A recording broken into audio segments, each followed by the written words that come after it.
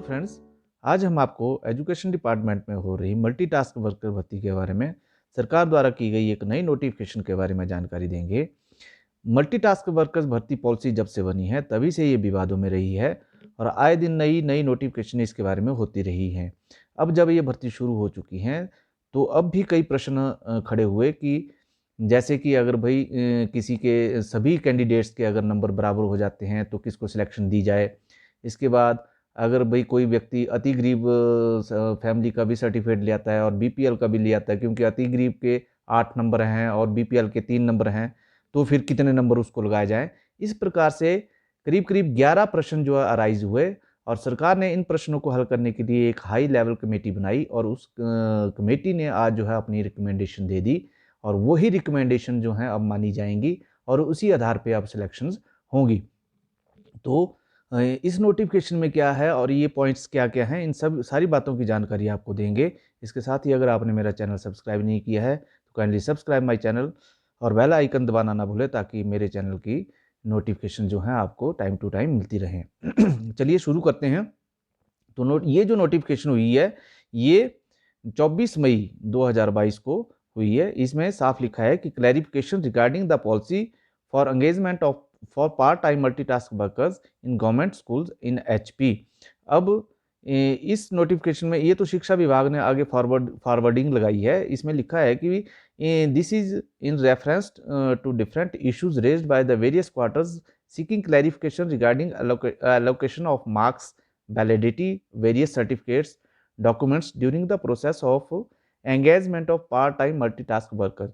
अब जो है टाइम टू टाइम जो है क्वेरीज जो अराइज हुए, भाई कई किस सर्टिफिकेट को मान्य होगा, कोई कौन सा सर्टिफिकेट्स मान्य होगा, कौन सा डॉक्यूमेंट्स मान्य होगा, इन सारी जो क्वेरीज के लिए सरकार ने जो है अब क्या लिखा है आगे कि in this regard the government vide notification 9/5/2022 had constituted a committee.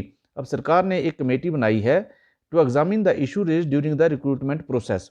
और जो इस प्रोसेस के दौरान जितने भी इशू राइज हुए हैं उसके लिए एक कमेटी रिकमेंड की गई, बनाई गई और उस कमेटी ने जो है अब रिकमेंडेशन दे दी हैं 24/5 को, मतलब 24 मई को इस कमेटी की रिकमेंडेशन जो है आ गई हैं।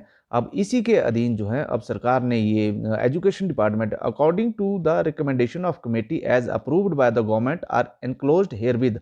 जो रिकमेंडेशन है वो इस नोटिफिकेशन के साथ जो है आगे दी गई हैं और ये जो नोटिफिकेशन की है एजुकेशन डिपार्टमेंट के डायरेक्टर ने कर दी है, पंकज ललित ने। अब इस नोटिफिकेशन में जो कमेटी द्वारा क्या क्या रिकमेंडेशन थी, क्या क्या प्रश्न उठाए गए थे, वो आगे इनक्लोज्ड है। मैं आपको आगे पढ़ के सुना देता हूं। तो पहला प्रश्न था कि भाई the define person living in extreme indigent condition. भाई जो अति गरीब कंडीशन में जो पर्सन रह रहा है उसको डिफाइन किया जाए कि वो कौन सा व्यक्ति होगा। The committee recommended the following criteria for the person living in extreme indigent conditions.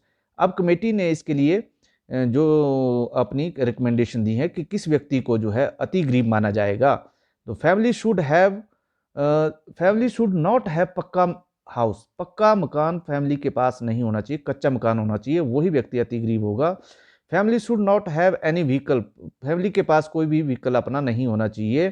Family income from all sources should not more than 35,000, यानी 35,000 साल की इनकम, सालाना इनकम जो है उस परिवार की नहीं होनी चाहिए। Land holding should not be more than 1 एकड़, मतलब 1 एकड़ से ज़्यादा जो है उसकी जो है ज़मीन नहीं होनी चाहिए। ये भी इसमें 4 पॉइंट्स ये जो दिए गए हैं कि भाई ये अति गरीब व्यक्ति होगा जिसके 4 पॉइंट्स होंगे। कौन कौन से? भाई फैमिली, पक्का मकान नहीं होना चाहिए, उसकी कोई व्हीकल नहीं होना चाहिए, 35,000 उसकी इनकम होनी चाहिए साल की सिर्फ, और 1 एकड़ से ज़्यादा उसकी ज़मीन नहीं होनी चाहिए। रिमार्क्स है keeping in views the criteria laid down for the indigent person as per department revenue notification. और ये जो इसकी रिमार्क्स दिया गया है इसके साथ। अच्छा, सेकंड पॉइंट क्या राइज हुआ, क्या प्रश्न राइज हुआ कि whether a candidate who submit BPL category certificate, अगर व्यक्ति ने बीपीएल कैटेगरी का सर्टिफिकेट भी जमा करा दिया as well as living in extreme indigent condition, और साथ के साथ अति गरीबी का भी उसने सर्टिफिकेट लगा लिया, तो condition has to be given marks for both certificates और for one on one of the two certificates. अब इसमें बताया कि अगर वो दोनों सर्टिफिकेट लगाता है तो नंबर किसके लगेंगे, दोनों सर्टिफिकेट्स के लगेंगे या उनमें से किसी एक के लगेंगे। तो इसमें क्लैरिफिकेशन आई है कि as per clause 7(3) for the policy, person living in the extreme indigent condition is to awarded 5 marks. जो अति गरीबी का रेखा के रह रहा है व्यक्ति, उसको 5 नंबर मिलने थे। और as 7(V) candidate belonging to ST, SC, OBC और BPL अवॉर्डेड 3 मार्क्स। तो जो BPL का होगा, SC ST का होगा, OBC का होगा, उसको 3 मार्क्स मिलने थे। अब क्लैरिफिकेशन है, hence the committee was of the view that person having both certificates to be awarded marks of both. उसको दोनों ही नंबर लगेंगे, अब 5 भी लगेंगे और 3 भी लगेंगे, मतलब उसको 8 नंबर लगेंगे अगर उसके पास दोनों सर्टिफिकेट्स हैं। तो ये क्लैरिफिकेशन क्लियर कर दी गई है पॉइंट्स नंबर 2 में। इसके बाद जो थर्ड प्रश्न था, तीसरा प्रश्न जो अराइज हुआ था कमेटी के आगे, वो था कि as per clause 7 of PTMTW policy, reference will be given to candidate who are from the family without member government service। अब ये था कि जिस परिवार में कोई भी सरकारी नौकर नहीं है उसको प्रेफरेंस दी जाएगी। However, in the situation where 2 or more candidates score equal aggregate marks during the selection process, there is a tie. What will be criteria resolve the situation? अब ये है भी, अगर दोनों व्यक्तियों के मार्क्स इकट्ठे हो जाते हैं, 2 कैंडिडेट्स के मार्क्स इकट्ठे हो जाते हैं, तो उस स्थिति में किसको जो है सिलेक्शन दी जाएगी, किसकी सिलेक्शन होगी इन केस ऑफ टाई। अब इसका जो उत्तर आया है वो भी सुन लीजिए कि in case of tie preference will be given to candidate who is from the family without member in the government service. उसको प्रेफरेंस मिलेगी जिसका भी परिवार में कोई भी सदस्य सरकारी नौकर नहीं है। However, in situation where both all candidates having equal marks, अब उस सिचुएशन में जिसमें जबकि सभी कैंडिडेट्स के मार्क्स इक्वल हो जाएंगे, मेंबर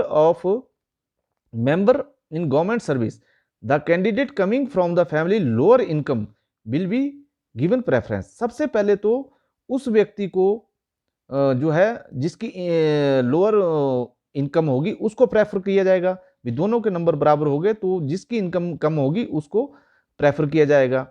अच्छा, the candidate coming from the family having lower income will be given preference in the case income family of 2 candidates is still the same. अगर उसके बाद भी अगर उनकी इनकम भी सेम हो जाती है तो उसके बाद क्या किया जाएगा, उसके बाद किया जाएगा कि then in such situation the candidate of higher in age will be given preference.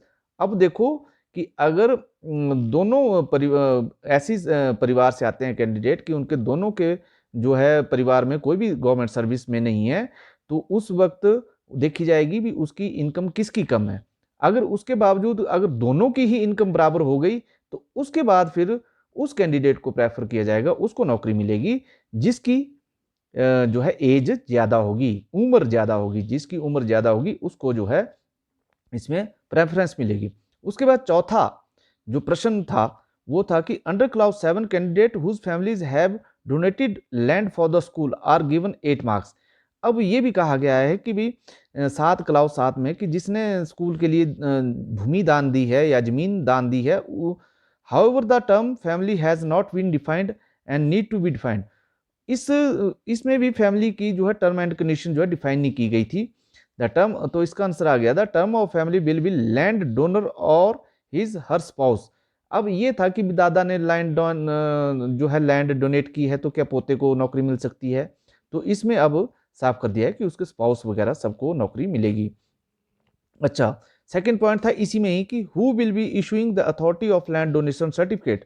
अब ये भी एक बड़ा तगड़ा पॉइंट था कि भाई अगर लैंड डोनेशन सर्टिफिकेट कौन देगा।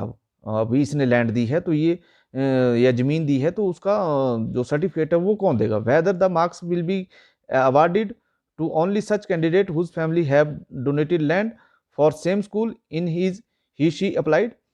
अब इसकी जो क्लैरिफिकेशन आई है, the certificate will be issued by the concern tehsildar. अब उसके लिए जो है तहसीलदार जो है इसका जो सर्टिफिकेट इशू करेगा, he will do so on basis और रिपोर्ट ऑफ पटवारी, और वो भी पटवारी से जो है की रिकमेंडेशन होगी, पटवारी लिख के देगा, तभी वो तहसीलदार जो है उसका सर्टिफिकेट इशू होगा गिफ्ट डीड का। Copy registered gift deed will be also be acceptable for issuing land donation certificates even the intkal has not done for the same reason and the land position of the school. The marks will be awarded only to those candidates those family have donated land same school with जो है PTM is being engaged. अच्छा, no candidate whose family has donated land after the issue of advertisement for the post PT will be awarded any marks. अब इसमें third point था कि should anybody, अब क्या किया कि भी जैसे ही एडवर्टाइजमेंट हुई किसी ने स्कूल को भूमिदान कर दी तो क्या उसको भी नंबर मिलेंगे।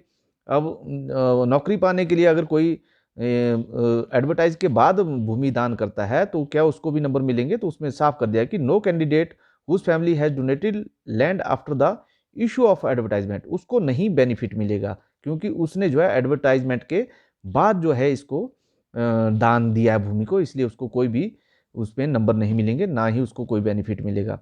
इन सम वो क्योंकि वो जो है सीधा सीधा है कि उसने नौकरी पाने के लिए ही भूमि दान दी, इससे पहले नहीं दी थी, तो इसके लिए उसको मना कर दी गई है कि उसको कोई भी नौकरी नहीं मिलेगी, कोई भी बेनिफिट मिलेगा, कोई भी नंबर नहीं मिलेगा। Point number 5, the in some districts due to the non availability of own buildings of the school is running nearby school. In such situation, how is candidate to be given marks under the category distance from the school? भाई बहुत से स्कूलों में ऐसा है कि भाई school promote कर दिया गया मगर उसको अभी प्राइमरी स्कूल में या कहीं दूसरी जगह चलाया जा रहा है, तो वहाँ डिस्टेंस सर्टिफिकेट का क्या होगा। The candidates belonging the same ward panchayat in which the school has been notified will be given for the same ward panchayat. मगर अब इसमें क्लैरिफिकेशन दे दी है कि भाई चाहे स्कूल जहाँ मर्जी चल रहा है पर वो जिस पंचायत के लिए अवार्ड हुआ है, जिस पंचायत के लिए वो स्कूल खुलना है, उसी के नज़दीकी को बेनिफिट मिलेगा, उसी पंचायत के कैंडिडेट को बेनिफिट मिलेगा।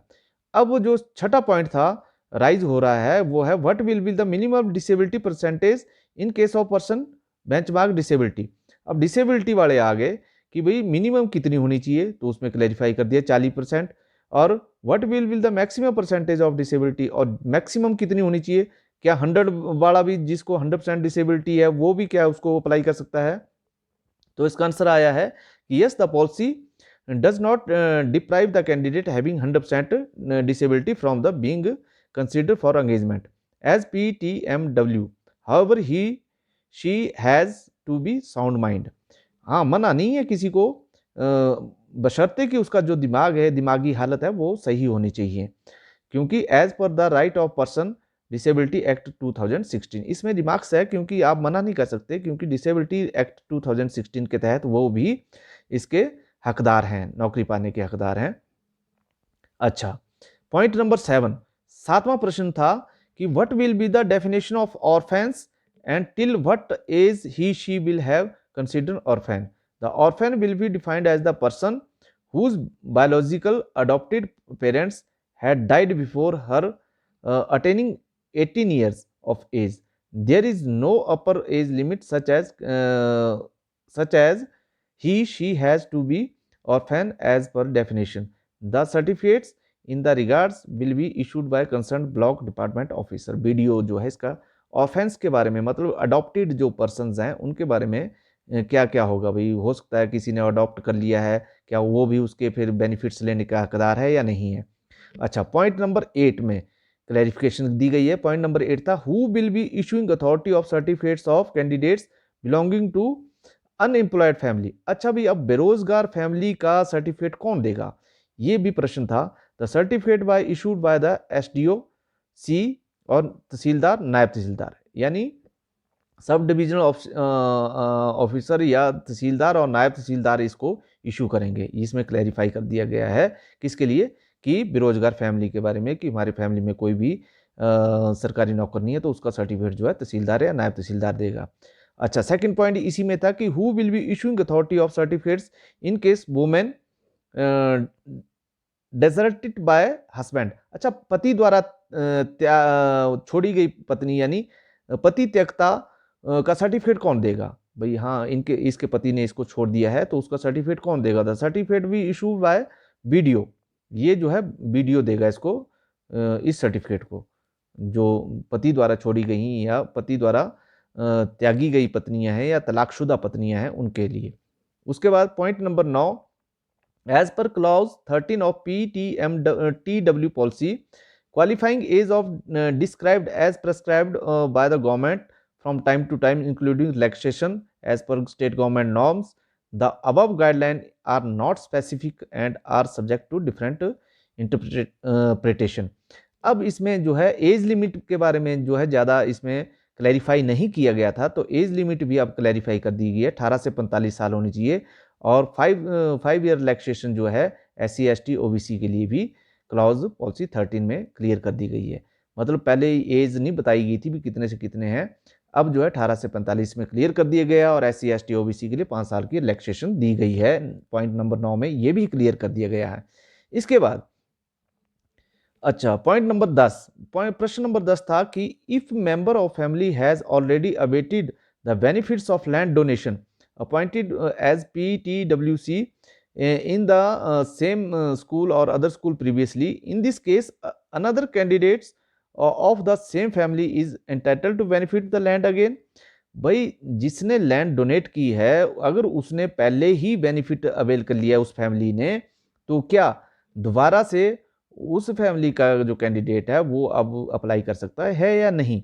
तो the benefit of land donation will be given only once, उसको जो है एक ही बार जो है इसकी क्लैरिफिकेशन आ गई है कि किसी ने अगर लैंड दी गई है, लैंड दी है, तो उसको एक ही बार बेनिफिट मिलेगा। ये नहीं कि उसको बार बार बेनिफिट दिया जाएगा, एक बार दी है तो एक ही बार मिलेगा, एक ही परिवार के एक ही सदस्य को नौकरी मिलेगी। अब जो है अगर उसने पहले ले ली है नौकरी तो अब नहीं मिलेगी। इसके बाद point number 11, if a candidate has done matriculation directly without doing 8th class, is he she entitled for 8 marks of education qualification. अब ये नई जो अभी एजुकेशन पॉलिसी है जिसमें 8वीं का मार्कशीट नहीं मिल रही है, अब सीधा जो है 8वीं तक कोई फेल नहीं होता तो उसको सीधा 9th में भेज दिया जाता है, यानी कि 8वीं की मार्कशीट अब नहीं अवेल हो पाती कई बार, या किसी ने प्राइवेट जो है सीधी ही 10वीं कर ली है तो उसको नंबर कितने मिलेंगे? तो इसमें क्लैरिफाई कर दिया गया है, the candidates will awarded 8 marks since he she has passed matriculation with higher qualification 8th class. अब क्योंकि उसने 8वीं से बड़ी क्वालिफिकेशन गेन कर ली है तो उसको जो है 8 नंबर ही मिलेंगे उसको, उसके अगर उसने चाहे 8वीं की है या नहीं की है। तो इसकी जो कमेटी गवर्नमेंट ने कंस्टिट्यूट की थी उसमें श्री अनिल चौहान HAS थे, उसके बाद श्री नीरजा चांदला HAS थी, उसके बाद AK सूद DD फैक्ट्रीज था और श्री भूपेंद्र S चौहान RO थे। और इनकी एक 4 व्यक्तियों की जो थी एक कमेटी बनाई गई थी जिसमें HAS थे, सारे HAS ऑफिस शामिल थे। तो इन लोगों ने इसकी जो रिकमेंडेशन थी वो दे दी थी। अब मुझे लगता है कि सरकार ने हर जो पहलू है, हर जो प्रश्न है उसको सॉल्व कर दिया है। तो अब इस भर्ती में जो पार्ट टाइम भर्ती मल्टीटास्क वर्कर भर्ती है इसमें भी कोई बाधा नहीं आनी चाहिए। तो अपने जिन्होंने अप्लाई किया उनके लिए best of luck. Thank you very much for watching.